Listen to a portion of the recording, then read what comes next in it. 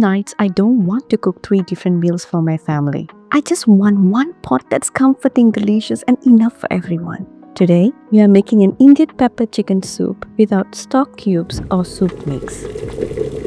Rich, peppery, and full of natural flavors. But here's my favorite part. This one pot doesn't stop at soup. Before we are done, Mr. Thanggam is going to show you how it transforms into 2 more comforting meals that your family will ask for you again and again.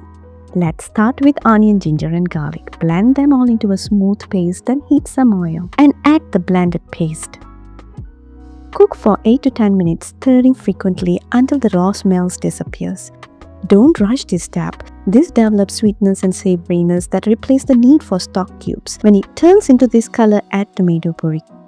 Cook for 5 to 6 minutes, stirring occasionally. When the puree thickens, add the spice powders. Cook for 30 seconds until fragrance. Then add the chicken and coat it well with the masala before adding water and salt. Bring to a gentle boil. Skim off any foam that rises. Then reduce to a gentle simmer. Cook uncovered for 35 to 40 minutes. Avoid boiling vigorously to keep the chicken tender and the broth balanced. Add chopped curry leaves and coriander stamps. Continue simmering for 10 minutes. Turn off the heat.